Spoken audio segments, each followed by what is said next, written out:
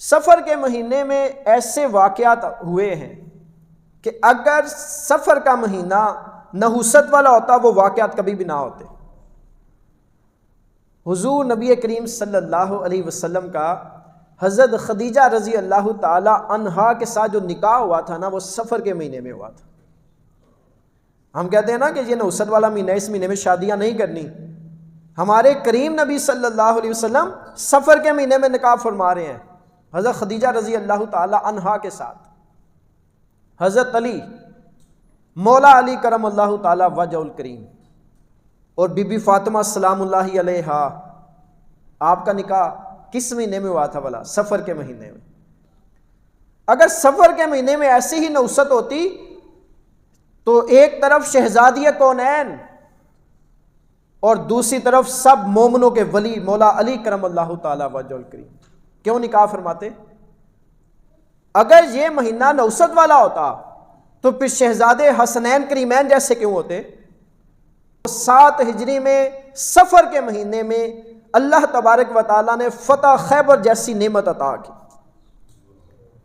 خیبر فتح ہوا سفر کے مہینے میں۔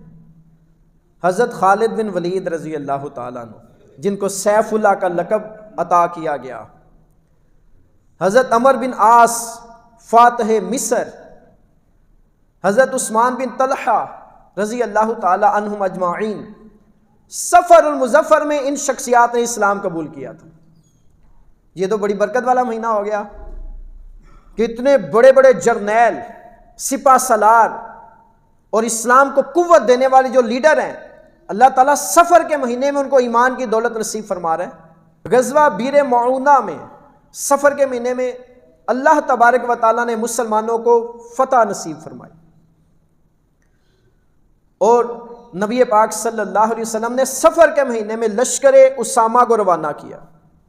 یہ جو روم کے خلاف جنگ ہوئی، نبی پاک صلی اللہ علیہ وسلم کافی علیل ہو گئے جب، تو حضرت اسامہ رضی اللہ عنہ کو اپنے ہاتھوں سے پرچم عطا کیا۔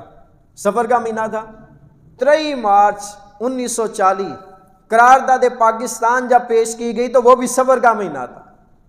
ایڈا نحوست والا ہوتا نا تو پاکستانی سے بننا، تو وہ سفر کا مہینہ تھا جس دن قرارداد پاکستان منظور ہوئی۔ پاکستان نے ایٹمی دھماکے کیے، وہ بھی سفر کا مہینہ تھا۔ تو اتنے برکتوں والے کام یہ سفر کے مہینے میں ہو رہے ہیں۔ سفر کے مہینے میں کوئی نحوست نہیں ہے، سفر کے مہینے میں کوئی بلا نازل نہیں ہوتی، سفر کے مہینے میں کوئی مصیبت نہیں آتی۔